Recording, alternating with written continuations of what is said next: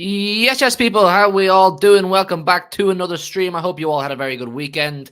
I hope you're all enjoying your Sunday. The week is nearly upon us again, unfortunately. But City are back to winning ways. City are finally back to winning ways. We needed that. We needed that today a lot. I needed that today a lot. We needed to see the performance we saw today. We needed to see the result we saw today. Am I saying the performance was absolutely perfect?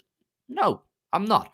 But for me, I did not care how we won today. By hook or by crook, the 3 points was absolutely imperative. So we're back to winning ways following a spell of 4 games without a win. We have beat Luton away, who, to be fair, I don't think I was expecting an easy game.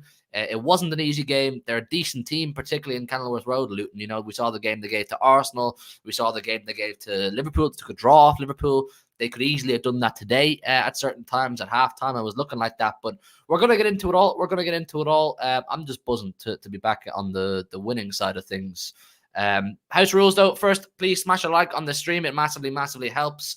And subscribe if you're new around here. We're so close to 85k now, so subscribe if you're new around here.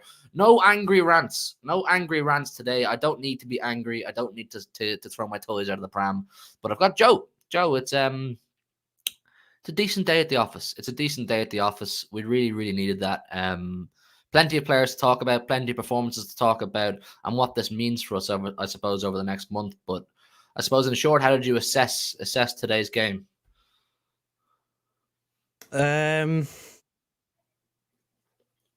Maybe slight mixed bag, but I'd say more positive than negative. I think the main thing was the 3 points, considering our last league win was, I'm looking at it here, the 4th of November. We beat Bournemouth 6-1. That was the last time we won a Premier League game over a month ago. I know there's been an international break in between, but that is still pretty bad. It's been over a month, so it's been a long time coming. And thankfully we got it done. It was looking a bit ropey at half time, I won't lie. But yeah, the most important thing was the 3 points. And as I said, I think I'm looking at more positives than negatives, which is refreshing because the last 4 games there's been more negatives than positives.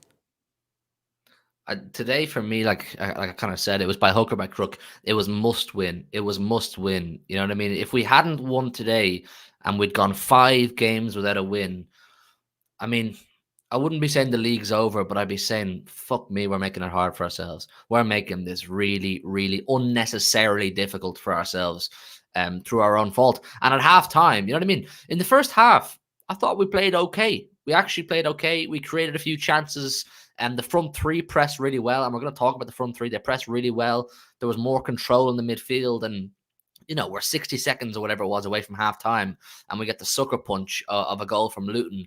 And I'm sitting there thinking to myself, we fumbled it.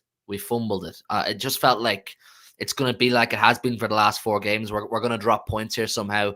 But no, it wasn't to be. I mean, the standout performer throughout the game, I know he didn't get man of the match. Bernardo Silva got man of the match. You could justify that as well. Was Phil Foden for me? I thought Phil Foden in the midfield was absolutely excellent. And there's been a lot of talk about whether Phil should play in the midfield, whether he's best suited to the wing. I think he has it in him. I think he's shown it enough that he can play midfield. And today is at least the level of performance that we want to see every single week. I mean, the control he showed, it looked like he was involved in everything. He was absolutely everywhere. And that's what a top midfielder for me has to do. You have to be up and down the pitch. You have to be showing the ball. You have to be dropping into pockets of space. And you have to be able to drive with the ball, because that's something Alvarez can't do. Alvarez does not know how to run a midfield. It's all fine and well being a good footballer or a good finisher, which he is. But if you don't know how to control a midfield and be a general in midfield, there's no point in you being there. I mean, the contrast between the spaces Phil Foden was dropping into in comparison to where Alvarez would be, just heat map. It's night and day. I really thought Phil Foden, he showed it today, but that's something we need to see, long term. It can't just be he does it today, then we go to Palace next week and he goes ghosting. Yeah, I mean, for me, he was my man of the match. Even though Bernardo Silva got a goal and he was named Sky Man of the match. For me, Phil Foden was the best player on the pitch. I still think he's got a bit to learn. There's one moment that I pick out where I think it's just game sense. I think it was around the 80th minute. We're 2-1 up and we're on like sort of this half break and he tries playing one over the top to Grealish and he gives the ball away. I think there's stuff like that where he can possibly pick a safer option and just keep the ball at that point because we're 2-1 up. You don't need to go and push. But in terms of it just looking better. I mean, like you said, he was everywhere. He was left, he was right, he was in the opposition box, he was dropping deep into pockets of space, receiving the ball, he was getting fouled a lot and winning free kicks, which is something that we haven't seen a lot of because Alvarez doesn't do that. Grealish has been missing. That's a big, set piece. Someone who gets fouled a lot and gets a lot of set pieces. So, that's another tool that we've got there. And I think it was ID in the chat said we look better because we had midfielders playing. Absolutely. We had midfielders playing in midfield for the first time in a while. I mean, Aston Villa, we had 2 defenders and a striker playing in midfield, and we didn't have a foothold in the game, and we wonder why. And then you look at today, and we've got 3 midfielders, Rodri, Kovacic, and Phil Foden. And it just looks so much better. I feel like we had a little bit more control in the game. There was a better balance. And that is the future. I think that's kind of what we all want to see, is Phil Foden eventually in that midfield role. He's a player who's willing to take risks in terms of that final ball. He just needs minutes there. I mean, the absence of De Bruyne really gives him a chance. I didn't want to see Alvarez in the midfield too many more times because I haven't been thinking it's working. And of course, Haaland having the injury, that's been able to happen. And I just think it looks better having a natural midfielder in there instead of Julian Alvarez. No, disrespect, he's had a good start to the season, but as of recently, I think things like his touch has fallen off a little bit. His passing is, either side, it's either too short or too long. And I don't really want to see Alvarez back in the midfield anytime soon because I think Phil Foden just does a much better job. I think we actually saw some of the positives from what Alvarez can offer up front. But in terms of the midfield, yeah, I mean, like I don't claim to be more of a footballing expert than Pep Guardiola. I don't think you do either, and I don't think anybody in the chat does. But it's looking a bit like, it doesn't take a genius to work out that when you put actual midfielders into the midfield, you're going to get an actual midfielder's performance. I mean, throwing Rodri in there, of course, absolute, massive boost in control and massive boost in presence in the midfield. Because I felt that against Aston Villa, we just had no presence in the midfield. There was just they were bypassing our midfield like it wasn't even there. You know what I mean? The 3 men that were there, Rico, Stones, and Alvarez, they may as well have not been there. Throw Rodri, throw Foden in, and all of a sudden we have an actual presence in midfield. And it's so important. And I'm really excited to see how Phil Foden develops with this. We've seen a couple times this season snippets of what he can do in midfield, but today was an actual 90-minute midfielder's performance, and I was really impressed. I was really, really happy to see him do that because it's something, even when we say maybe he's best suited to the wing, deep down we all crave to see Phil Foden wearing, I know he wears 47, but technically like a number 8 type jersey for Man City, and playing that role because that's what we want from him and that's what we know he can do. So yeah, I was really, really happy with that. Jack Grealish is someone we need to have a conversation about. Joe, you know me for a long, long time, and you know me since before Grealish signed for City. I was a big fan of Grealish, and I defended him all through his first season when everyone hated him. I bigged him up nonstop last year when he was smashing it, and I've defended him and criticized him this year because I'm integral and open and honest enough to say when a player's not playing well, and he's not had a great season. But today we saw, whether it's pleasing on your eyes as much as Doku is, we saw what Grealish can bring to this team. The benefits that Grealish can bring to our Manchester City team are not appreciated enough. He is not appreciated enough for what he does for this team. It does not come as a surprise that we have far more control higher up the pitch in the third area or phase of the pitch. We have more control because this guy is simply able to keep the ball and keep it moving at a good pace. You can call him predictable. You can say, oh, you know what he's going to do every time he gets the ball. It doesn't matter. The fact of the matter is he keeps the ball in our possession. He keeps the ball moving over. He keeps defenders occupied. That creates space for Bernardo on the far side or Foden to do something. And he got his goal. He got his game-winning goal. That's a goal against Spurs and a goal against Luton. A game-winning goal. A crucial 3 points. I didn't think I'd be saying Luton away in December was crucial. But today was a crucial 3 points. And I have to give it to him. He stood up. He delivered. Jack Grealish did deliver. And for someone, people don't take into account this enough with Jack Grealish, for someone who gets so much abuse on and off the pitch, he gets abuse from rival fans for 100 million this, 100 million that, and he doesn't score enough goals. He gets abuse sometimes from City fans because they prefer Doku, children who prefer Doku and just want to slate Grealish for that. He's got an elite mentality, Jack Grealish. He still stands up. He still delivers. And he scored 2 big goals for us now in recent weeks. And today I thought he was genuinely, Joe, I thought Jack Grealish was excellent. Like I said, he may not be as pretty, he may not get you off your seat as often as Jeremy Doku, but Jack Grealish's impact to this team and the way we play football overall, it does not get enough credit. It does not. I mean, I saw some quite frankly ridiculous claims on Twitter, mainly at half-time, that he was having a poor game and he was doing nothing. I don't really know what they were watching. I thought there was that one through ball into the box that he played for Alvarez that he tried to take on the outside of his right foot. He should have hit with his left foot. You know, that's the sort of thing he brings that Doku doesn't bring. He looks for someone in the middle a little bit more. You know, that final ball, that's what he has over Doku. And like you said, he controls the game a bit more. He scored what should have been 2 winners in a row, if we're being real. Of course, he was suspended for Villa, but against Tottenham, that should have been the winner. If we could have just defended, you know, which we've struggled to do, but if we could have just defended against Tottenham, that's 2 winners in a row that he scored. Yeah. Like, big goals that he's coming up with.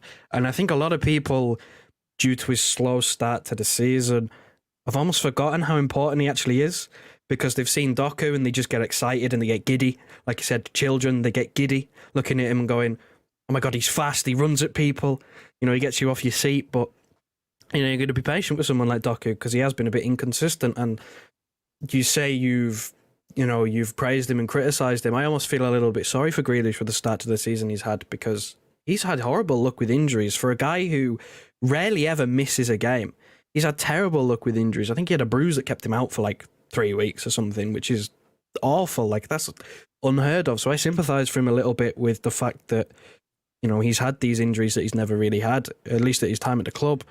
And then this shiny new toy's taken over and everyone's sort of gravitated, or a lot of people have gravitated towards him. And, you know, he's playing in the same spot and he hasn't been able to get consistent minutes. But, you know, I can't help but think, I don't think it would have changed too much, but someone like Jack Grealish against Aston Villa, you know, I would have liked to see how that would have maybe panned out. I think we were missing a little bit of that because we just didn't have a kick. And then today you see, again, like, it's just calmness on the ball. He keeps the ball. He scores another big goal. He gets involved. He still creates chances. Whether we take them or not is another question. Like, he's still having output. He's like, it simply is no coincidence when you win a treble and he's part of the team. You know what I'm saying? He was not a passenger in that treble winning team. He was not, you know, he didn't ghost through that treble winning team. He may not have hit 20 goals like I don't know, Mahrez or Gundo would have won, you know, teens kind of goals, whatever. But his impact, the way we play football, it's so unrewarding. And people forget that so quickly because, as you say, the shiny new toy has come in. I really rate Jeremy Doku and I really rate what he can grow into, but he's simply not at the level of adaptation and footballing IQ yet. To the level that Jack Grealish is to play in our team week in, week out. Jack Grealish gives us what we need. The way we play football, it's all about keeping the ball, death by 1,000 passes, and then you strike when the time is right. While Doku will run at the defender and take him on, and he might beat him a few times and create a goal or assist, that's great. It's when Doku loses the ball and we're tracking back.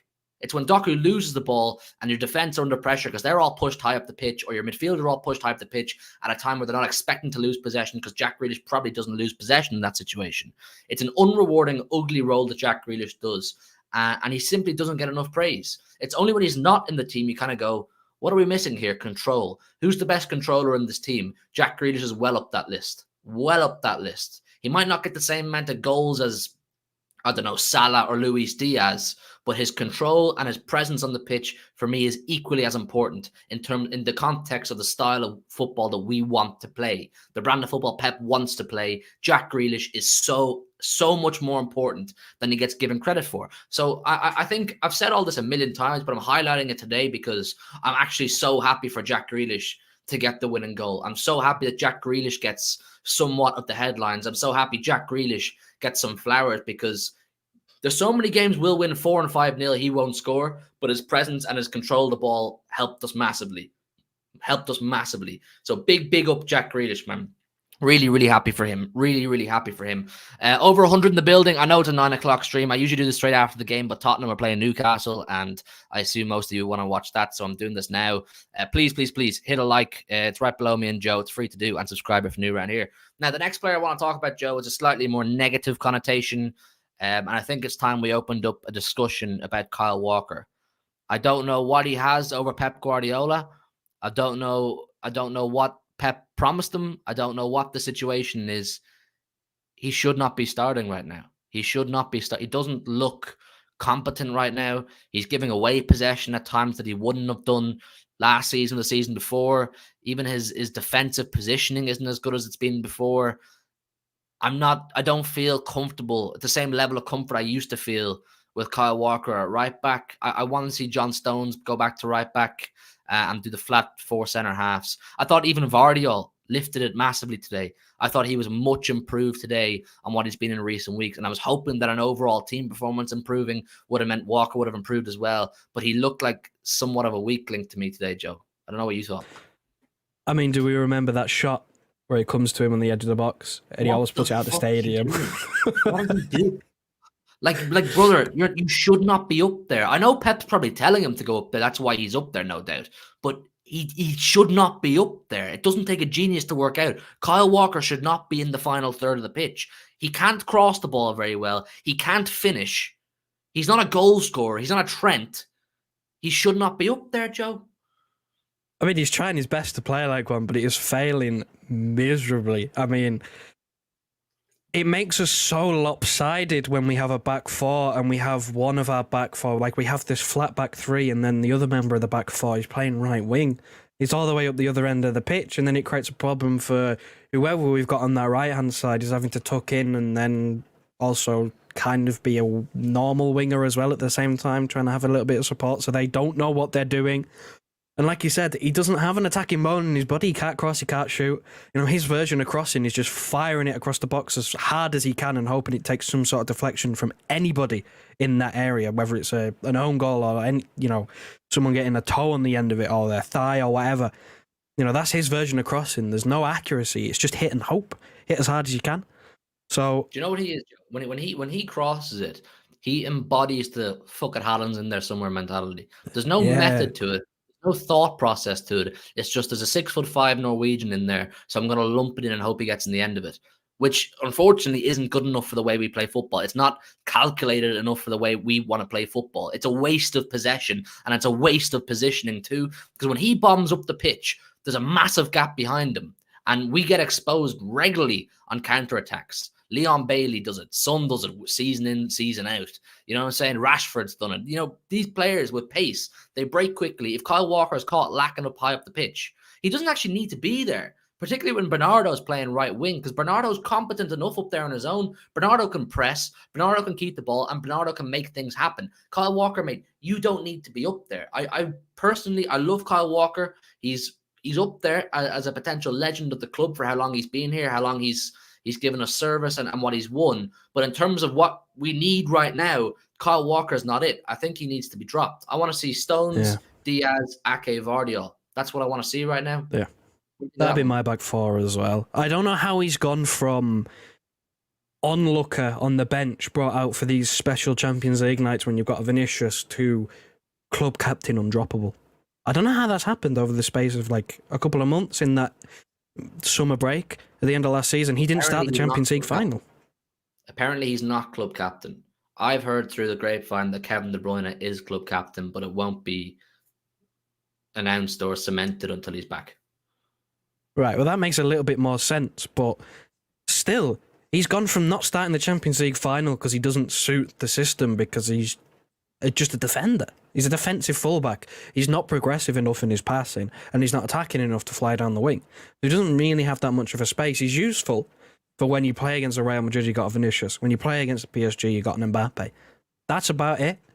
You know, the Luton don't have anything close to Mbappe or Vinicius. He's not needed for Luton away, or Luton at home, or Luton anywhere. So why he's become undroppable this season, I'll never know. Because I don't see how it's happened that he was on the verge of being sold because he wasn't happy with his game time, and now he's undroppable. Is that in his new contract that he's been promised this game time? It makes no sense. Why give Walker the new contract or whatever? Why keep Walker and guarantee him all this game time, but not Gundogan? You know what I mean? This team for the last month has been screaming for a Gundogan. We could do, respectfully, we could do with Ilkay Gundogan right now more than we could do with Kyle Walker. Agree or disagree? Totally agree. So why didn't we not give Ilkay Gundogan the contract he wanted? He wanted a 2-year? Was it a 2-year or a 3-year? He wanted, from what I understand, is he wanted multiple, and City have this thing, of course, seen it with Fernandinho, where they go 1 year, we'll see how you do in a year. Blows my mind. It blows my mind. I mean, I get the principle. I get what model you're trying to go for in that, but sometimes you have to put mind over matter. Sometimes you have to put what's needed for the team right now above what your principle in terms of transfer strategy is. And Ilkay Gundogan deserved to have the contract he wanted, not just for the fact that we need him on the football pitch, but also for the fact that he's doing his coaching badges. He's a leader in the dressing room. He was coaching under 16s. He could have done his side quests while also playing for us. And he could have grown into an assistant manager. He could have grown into, he had such a life in the club ahead of him beyond just being on the pitch that City should have, in my opinion, facilitated him with. It really blows my mind because we're having the conversation over Walker right now. They're interlinked because they're similar ages, they're at similar stages of their career, and they're demanding similar things. But the club were willing to give Walker that, but not Ilkay Gundogan. When we went to Villa Park midweek and didn't have a fucking midfielder on the pitch and got absolutely trounced on. We did. Let's call a spade a spade. I know it was 1-0, but at Villa Park, we got trounced on. Why? Because we had no midfield. And you can talk about the defence being shaky all you want. The defence are always going to look shaky if there's no midfield. A solid defense can only stay solid for so long without a midfield because it just gets to the point where it's wave after wave after wave and they're going to crack. And that's what it was against Villa. We could have done with a Gundogan to just calm it down, keep the ball, win a few fouls, and create one or two things. At least Gundogan would start shooting. He'd shoot from outside the box if he felt we weren't putting pressure on the keeper. So we could have done with him. We could have done with him, man. What's his parallel? It's a little bit like... It's weird, that one, because if it's Kevin De Bruyne, we all know Kevin De Bruyne, he'll have a multi-year extension. We've let a treble-winning captain leave because we didn't want to give him 2 years on a contract. Like, it's baffling. I mean, I don't know whether you saw... I saw something on Twitter about the heat map of, the average position of the players in the first half. Everything was down the left. We didn't have a right-hand side, which is coincidentally where Walker was bombing down. It's like, it's silly. I mean, this guy says, totally disagree. We'll be able to replace Gundo, but we'll never find a right back like Walker's qualities. We haven't replaced Gundo. That's the thing. And we might be able to next summer, but I'm talking about the right here, right now. We could do with Ilkay Gundogan right now. If we had a replacement for Gundogan right now, I wouldn't be having this conversation because I'd be saying X and Y is already doing that, so it didn't matter about Gundo's contract. With Walker, we know John Stones can play as the right back and give us a different defensive shape and have equally as good an impact, if not better, which is what we saw last season. That's why Walker was dropped at crucial stages of last season because John Stones was slotting right back, heading to midfield beside Rodri, and we won the treble. Kyle Walker didn't even play the Champions League final. When we replace Gundo, that'll be great. But I think we have options in the back four beyond Kyle Walker. A couple of super chats here as well. We tried to replace Gundogan with Kovacic and Nunes. It just hasn't worked. We're going to talk about Kovacic. Red John, there were still plenty of areas that were lacking. The build-up wasn't amazing. Our defense was shaky and our passing was all over the place. But I believe in Pep to change things around soon. Yeah, I agree. Like I said at the top of the show, John, it wasn't the perfect performance. Do I care? Not massively. It was about simply just getting the 3 points, simply registering a win on the board again. That was the main thing today. But there were improvements on recent performances, no doubt. The main thing I was happy with today was we didn't switch off. There was no clear period in the game where City switched off or down tools or looked complacent. We actually looked hungry again. You know what I mean? That's what I wanted to see. We looked like we were on it again today. So that's what I was happy with, John. John again here. Walker playing rubbish week in, week out is actually a good sign for Pep to make use of Issa Kabore next season. But clearly Pep would choose Kyle again. Issa Kabore is having a really good season with Luton. A really, really good season with Luton. Now, as great as that is, there's a massive, with all due respect to Luton, there's a massive contrast in having a really good season for Luton and coming in and being the main number or the main right back for Manchester City. Not saying he can't do it, but we need to see it. I think I'd be open to Issa Kabore joining the club or coming back to Manchester City next season if he continues to have a good season with Luton, and getting given some opportunities, because by next season, Kyle Walker definitely can't play week in, week out. Surely to God. So, I like Issa Kabore. I've been impressed with him whenever I've watched him. He was good against Liverpool. He was good against Arsenal. But I mean, as ID says, I don't think he's ready yet. We'll have to see. We'll have to see how he develops. I mean, even McAtee in the midfield during the week, would he have had the impact we needed? I don't know, but he's an actual midfielder, so he might. But you said, Joe, Kovacic was brought in essentially as a Gundogan replacement. Kovacic had a decent game today. And I think my opinion is that's the best you're going to get from Kovacic right now. You're not going to get much more than what you got today from Kovacic, because it's never been his game to do the next part of what Gundogan does, which is being lethal in the final third, chance creation and goal scoring. That's never been Kovacic's game. Will it ever be? I'm not too sure. But in terms of what he can offer us, he did the most today, which was ball control, good passing. I saw he had a 95% passing accuracy. That's fantastic. That is absolutely fantastic. But if we were looking for an actual Gundogan replacement, as you say, Joe, he needs to start doing the ghosting runs to the back post. He needs to start picking passes that break the defense. Which is exactly why he's not a Gundogan replacement, because I think it's a bit late in the day for him to start doing that now. He's just not good in front of goal. Like, he was never brought in. He was brought in as a body replacement, if you get what I mean. Like, he was brought in to replace his position, maybe not his role.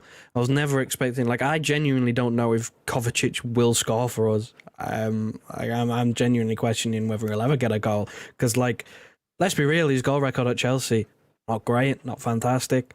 So, like, it's just a completely different player. I think he's a good complement to Rodri. He's a very safe option, which is arguably what we need right now. You say 95% pass completion. That's what we need.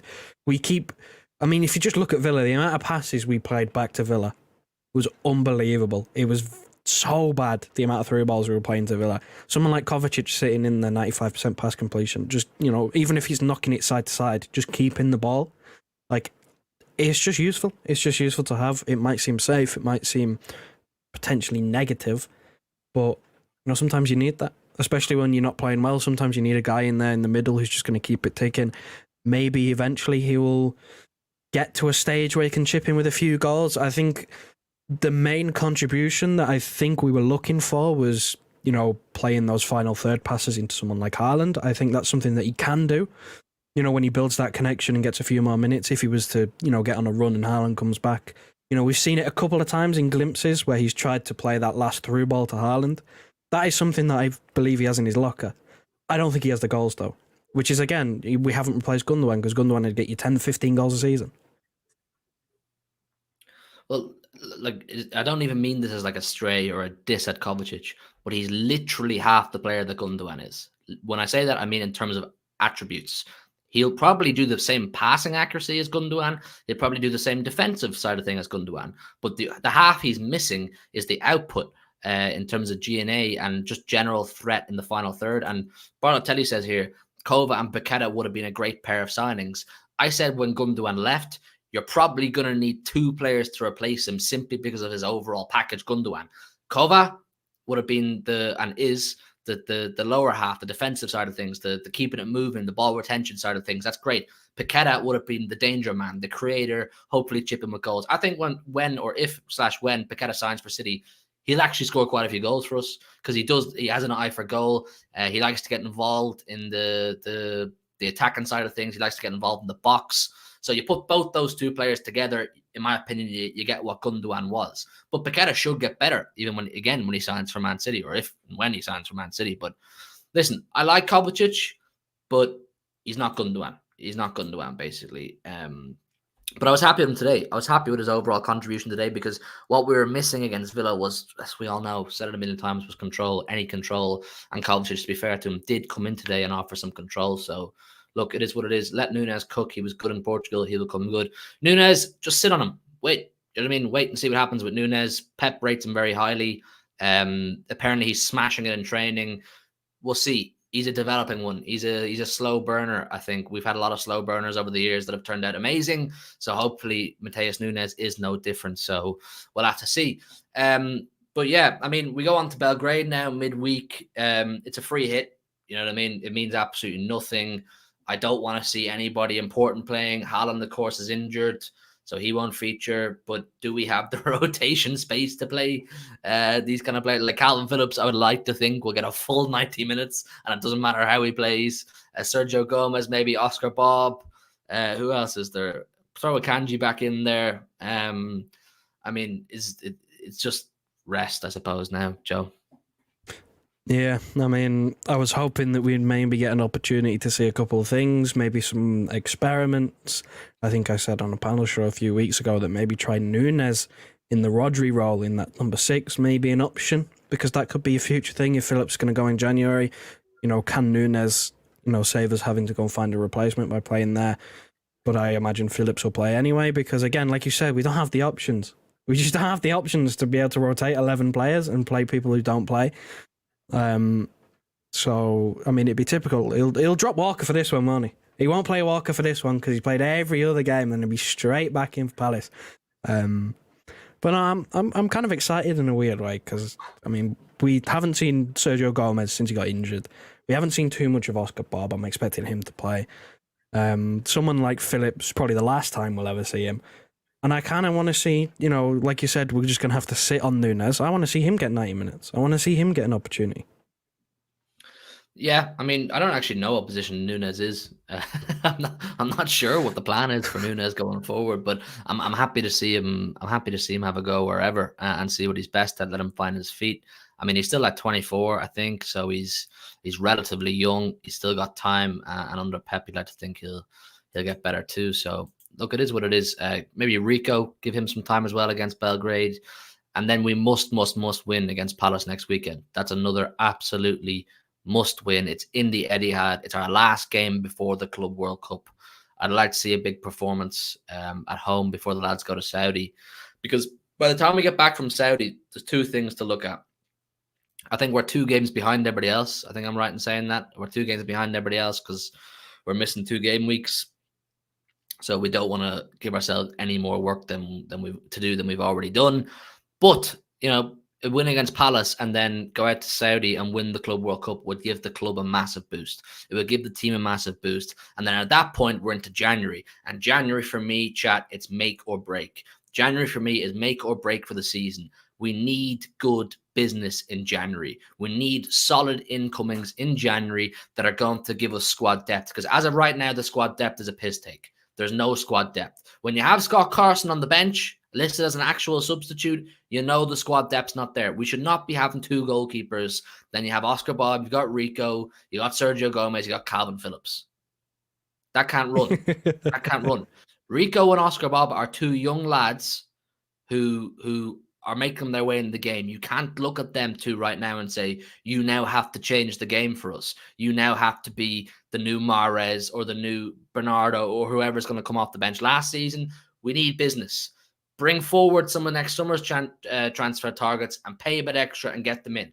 Because if you look at the schedule after Christmas, we're 2 games behind everybody else. Champions League is back. We want to go for the Champions League again.